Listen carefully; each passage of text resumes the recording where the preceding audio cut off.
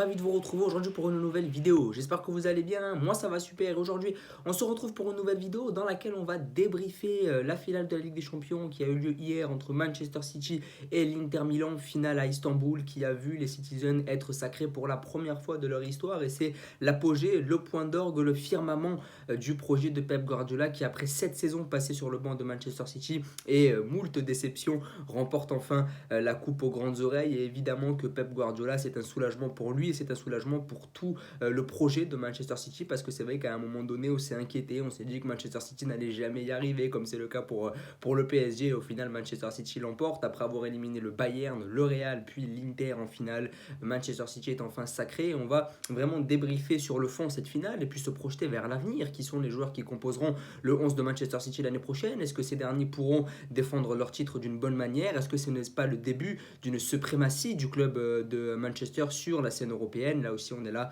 évidemment pour débriefer tout ça. On va commencer par débriefer la finale. Alors au niveau des compos, c'était du classique, hein. On avait vraiment les compos qu'on avait vus sur les tours précédents, qu'on avait vus en huitième, en quart et en demi pour les deux équipes. Mahrez, Alvarez et Foden sur le banc côté Manchester City, Grealish, Bernardo Silva, Haaland. On avait un peu ce milieu de terrain avec Stones et Rodri, ce milieu de terrain assez spécial. On avait aussi le retour de Nathan Ake, on avait également Akanji, on avait Kyle Walker sur le banc parce que ce dernier apparemment avait une petite gêne, je ne suis pas sûr, je crois qu'il a vraiment été mis sur le banc pour un choix du coach, il faudra un peu plus d'explications, mais je crois que Kyle Walker était vraiment sur le banc pour un choix de Pep Guardiola. Malgré sa demi-finale incroyable face au Real Madrid, il a été mis sur le banc face à l'Inter. Et puis côté Inter, c'était aussi du classique, c'était un peu l'équipe qu'on avait vue sur le tour précédent face à l'AC Milan. Lukaku sur le banc qui rentrera en jeu d'ailleurs après, évidemment qu'on va en parler de cette entrée en jeu, mais c'est sûr que c'était vraiment du classique et les deux coachs n'avaient pas envie de prendre des risques. On se rappelle que Pep Guardiola, il y a 2 ans, avait pris un risque énorme en enlevant Rodri, en faisant un schéma assez bizarre qui avait coûté la victoire à Manchester City et qui avait été énormément décrié de l'autre côté de la Manche.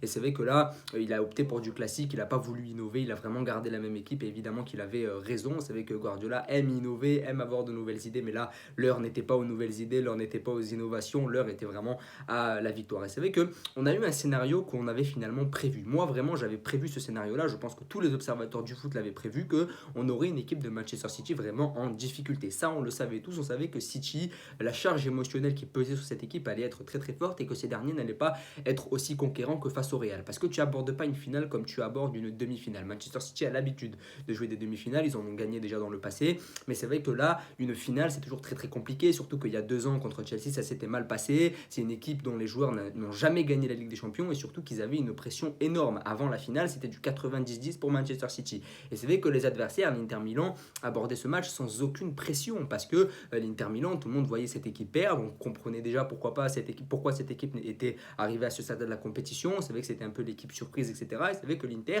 est arrivé vraiment sans pression, ils sont venus très agressifs, ils sont venus chercher cette équipe de Manchester City très très haut et il y a eu vraiment ce scénario-là que beaucoup d'observateurs, beaucoup d'experts qui s'y connaissent beaucoup mieux que moi avaient déjà prévu. Ils avaient dit que l'Inter allait chercher haut cette équipe, ils avaient dit que l'Inter allait être agressif parce que ces derniers n'avaient aucune pression et que Manchester City, du fait de la charge émotionnelle qui pesait sur cette équipe, eh bien, elle allait être un peu défaillante, elle allait un peu rater des passes et ça a été parfaitement illustré par Ederson. Ederson qui fait un début de match qui est plutôt calamiteux sur les 20-25 premières minutes parce qu'il y a une charge émotionnelle qui est très forte, il y a une pression qui est très forte sur les hommes de Manchester City et c'est aussi parfaitement illustré par Pep Guardiola. Pep Guardiola qui est déjà un coach de base qui sur les petits matchs de première ligue s'enflamme et est complètement fou et est très nerveux parce qu'il a peur de perdre, etc. Là c'était incroyable, là il était vraiment en feu parce qu'il était vraiment très stressé, il avait vraiment beaucoup de pression et on peut le comprendre. Quand tu arrives dans une finale où la pression elle est sur toi, que tu as un 90-10, que tu viens de mettre une leçon aux champions d'Europe il y a un mois là contre le Real Madrid, tu vois là tu viens de leur mettre une leçon, tu viens de les sortir 4-0, tu as un projet de jeu qui est incroyable, tout le monde s'extasie sur ce que tu fais, etc. Quand tu arrives en finale contre une équipe de l'Inter qui n'a rien à perdre et qui est plus faible que les équipes que tu as éliminées avant, forcément tu as une énorme pression et ça on l'avait prévu. Et finalement ça a été parfaitement illustré par la nervosité d'Ederson dans les buts, par la nervosité de Pep Guardiola sur le banc de touche et par la blessure de Kevin De Bruyne. Quand Kevin De Bruyne sort à ce moment-là, on commence à se dire que c'est possible pour l'Inter parce que l'Inter, finalement, ils avaient cette chance-là de voir De Bruyne sortir. On se dit que les planètes vont s'aligner pour les Italiens et que finalement, le fait de perdre leur maestro, le seul joueur indispensable à Manchester City, et ça c'est ce que je dis tout le temps, c'est De Bruyne, le seul joueur que tu ne peux pas sortir du 11 et que si tu sors du 11, il se passe un vrai problème sur le terrain, c'est De Bruyne. Parce que pour moi, je continue à penser que si tu enlèves Haaland, que tu mets Alvarez, tu perds pas énormément au change. Si tu enlèves Bernardo Silva et que tu mets Riyad Mahrez, tu perds pas énormément au change. Et là, si tu enlèves De Bruyne et que tu fais rentrer n'importe quel joueur sur le banc, et Dieu sait que City a des joueurs talentueux sur le banc, pour moi, tu perds beaucoup au change. Et c'est à partir de ce moment-là que les gens ont commencé à se dire que plus les minutes allaient passer et plus l'Inter allait prendre cet avantage psychologique. Parce que si on arrivait à 0-0 à la 70e, à la 80e minute, avec De Bruyne hors du terrain, avec Guardiola nerveux, avec un Ederson qui ne sait pas vraiment ce qu'il fait, au bout d'un moment, l'Inter allait peut-être choper une occasion de marquer, etc. Et donc c'est vrai que cette équipe de l'Inter, elle s'est avancée sans aucune pression. Et moi, j'aimerais vraiment souligner la qualité de l'Inter à certains postes. Quand tu as un milieu de terrain, Barella, Brozovic, c'est absolument extraordinaire. Di Marco sur le côté gauche, c'est vraiment la révélation de la saison. Je suis pas loin de le mettre dans mon 11 au poste d'arrière gauche, dans le 11 de la saison, parce qu'il est vraiment exceptionnel ce joueur. Il y a aussi, même si là il ne fait pas une très grande finale, mais il y a Lautaro Martinez, il y a Edin Dzeko, là aussi il ne fait pas une grande finale, mais Edin Dzeko est aussi un très très bon joueur qui est régulier depuis 15-20 ans. Edin Dzeko, il est dans le foot depuis que je suis le foot, il y a Edin Dzeko dans le foot. Donc c'est vrai que c'est un joueur absolument exceptionnel. Ça s'est pas vu sur la finale, mais c'est vrai que cette équipe de l'Inter a vraiment une très très bonne équipe. Mais c'est vrai que quand tu as Barella, Brozovic, quand tu as Di Marco, quand tu as Onana dans le but, et ça j'aimerais vraiment le dire, la seule ligne où Manchester City et où l'Inter Milan est meilleur que Manchester City, c'est au but. C'est dans les buts. Pour moi, Onana est meilleur que Ederson. Et c'est le seul poste où l'Inter Milan est meilleur que Manchester City, c'est vraiment au poste de gardien. Parce que Onana, les relances au pied sont absolument formidables. Il fait un arrêt au bout d'un moment sur Erling Haaland, il la sort, je ne sais pas comment il fait. Donc voilà, Onana a été absolument extraordinaire sur toute la campagne de Ligue des Champions. Et moi, c'est vraiment son jeu au pied qui m'impressionnait. C'est vrai que cette équipe de l'Inter Milan, on l'avait vraiment sous-cotée parce que c'est une équipe qui voilà, a pas joué le titre cette saison en Serie A. C'est une équipe qui a eu le tableau plutôt facile. Ils ont éliminé les deux Portugais, Porto et Benfica. Ils ont éliminé l'AC Milan. Ils n'ont pas eu un parcours de folie comme a pu l'avoir Manchester City. Mais c'est vrai que quand tu te penches vraiment sur cette équipe-là, tu te dis qu'il y a vraiment des joueurs de grande qualité. C'est pas les joueurs de Manchester City, mais c'est vraiment des joueurs qui sont des joueurs de très très grande qualité. Comme je dis, Brozovic, Barella, Onana dans les buts, qui pour moi est vraiment un gardien exceptionnel. On l'avait déjà vu en 2019 avec l'Ajax, mais là ça s'est vraiment confirmé. Pour moi, au pied, c'est vraiment pas loin d'être le meilleur gardien du monde. Donc c'est vrai que cette équipe de l'Inter, elle est venue très conquérante. Elle allait chercher haut cette équipe de Manchester City. Et évidemment qu'ils vont avoir des regrets. Parce qu'à partir du moment où il y a ce but de Rodrigo, on se dit que City va commencer à garder le ballon, va commencer à essayer de marquer ce deuxième but tout en conservant une certaine ossature défensive et qu'ils vont complètement empêcher cette équipe de l'Inter de jouer, de déployer son jeu. Et finalement, c'est pas du tout ce qui s'est passé. On a senti que cette équipe de Manchester City était un peu hésitante, qu'elle s'est mise en mode gestion et forcément ça a laissé des espaces à l'Inter. Il y a l'occasion de Di Marco qui va sur la barre, il y a l'occasion de Lukaku où il la met sur Ederson. On peut même pas dire qu'Ederson fait un arrêt de grande qualité, c'est plus Lukaku qui rate sa tête. Donc là vraiment c'est assez exceptionnel. Il y a le dernier corner où Gossens met sa tête et là Ederson fait un arrêt exceptionnel par contre. Donc c'est vrai que sur la dernière minute, le navire Citizen a un peu tangué et on s'est dit que l'Inter Milan pouvait vraiment accrocher la prolongation. Et moi je vous dis, amis footeux, si l'Inter avait accroché la prolongation, que se serait-il passé? Est-ce que l'Inter l'aurait remporté en prolongation? Moi je pense que oui, je pense que si l'Inter marque sur ce corner, sur cette dernière occasion, je pense que l'Inter gagne la finale derrière parce que l'ascendant psychologique aurait vraiment été pris. Et c'est vrai que sur le banc, côté Inter Milan, tu as quand même Lukaku, c'est quand même un joueur de grande qualité. Quand tu peux te permettre de faire rentrer Lukaku dans une finale de Ligue des Champions, c'est que tu as quand même un bon effectif. Mais c'est vrai qu'il remplace Edin Dzeko et c'est absolument dramatique pour lui parce qu'il aurait pu vraiment être le héros de l'Inter Milan. Et malheureusement, ça s'est joué à rien. C'est vrai qu'il a eu son occasion. Malheureusement, il n'a pas réussi à la mettre. Di Marco a également eu son occasion. Ils ont vraiment eu leur occasion. Et comme je le dis, sur une finale, même si avant la finale, c'est du 90-10, quand tu joues la finale, c'est du 50-50. C'est toujours comme ça. Les finales, c'est du 50-50. Les finales, c'est des matchs où ça se termine à 1-0, à 2-1, à 2-0 à la limite. Mais ce n'est pas des finales où ce que tu as fait durant la saison, ça va se matérialiser. Il ne fallait pas penser que Manchester City, qui est monté en puissance durant toute la compétition, allait continuer à monter en puissance en finale. Non, ça n'existe jamais. On se rappelle qu'en 2019, par exemple, Liverpool fait une demi-finale retour contre le Barça qui est absolument extraordinaire où ils gagnent 4-0, mais sur la finale contre Tottenham, ils sont très moyens. Et pourtant, le Barça, en 2019, c'est sûrement meilleur que Tottenham.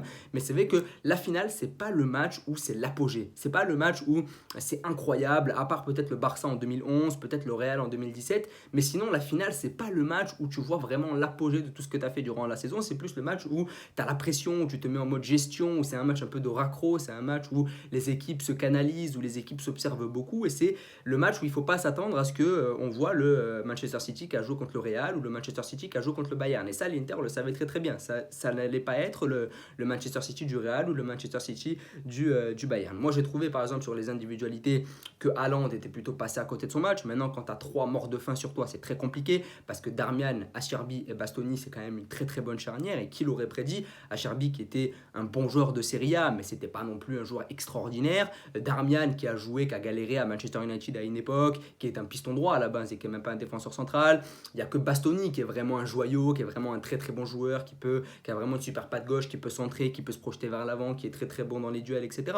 Mais sinon, tu n'as pas de phénomène. Bastoni pour moi est un crack, mais Darmian et Acerbi, il faut connaître leur histoire, leur carrière pour voir que c'est pas des phénomènes. Et là, ils ont vraiment réussi à canaliser Erling Haaland. Je trouvais que sur les côtés, les pistons avaient vraiment fait le boulot. Di Marco, Dumfries, je trouve vraiment qu'ils ont fait le taf.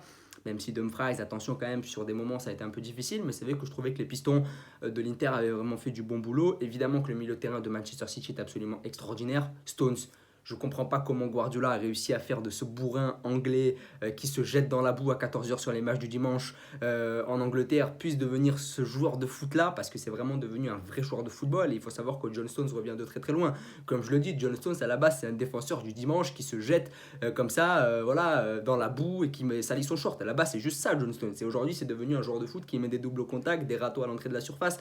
Donc c'est absolument extraordinaire de voir le développement de certains joueurs. Akanji, Ake, on le dira jamais assez. Akanji l'année dernière c'est un bon défenseur de Bundesliga. C'est pas un top défenseur européen qui est titulaire à Manchester City. Ake c'est un bon défenseur, un bon jeune qui a un bon potentiel, mais c'est pas le crack ultime comme peut l'être De Ligt ou comme peut l'être je sais pas Konaté par exemple. C'est pas non plus un crack ultime. Et c'est vrai que il a fait de ces joueurs là des cracks en les mettant à des postes assez spéciaux. Je me rappelle que Akanji a joué à gauche en demi-finale.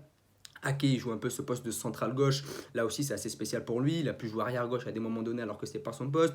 Stone s'est passé d'un défenseur bourrin qui tacle à un milieu de terrain créatif à la Kimmich, à la Busquets, à la Pirlo. Donc ça, c'est absolument fabuleux. Donc c'est vrai que c'est vraiment l'équipe de Guardiola et la patte est vraiment imprégnée.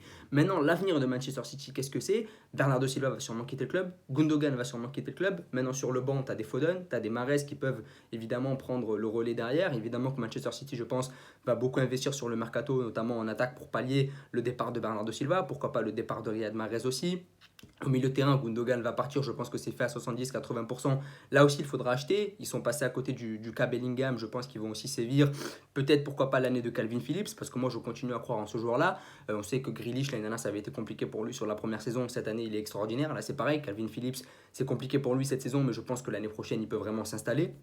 Donc voilà, ça peut vraiment être intéressant sur les années à venir. Il ne faut pas paniquer, c'est une équipe qui a de l'argent, c'est une équipe qui s'est recrutée. Donc même si tu perds Gundogan et Bernardo Silva, le fait que tu puisses investir intelligemment et le fait que tu aies des joueurs de qualité sur le banc peut te permettre de vraiment mettre une hégémonie en place sur le plan européen, parce que je ne vois pas quel club peut vraiment concurrencer Manchester City sur ces prochaines saisons. Donc voilà, n'hésitez pas à me dire ce que vous en pensez, à vous abonner, à liker et à partager. Merci beaucoup.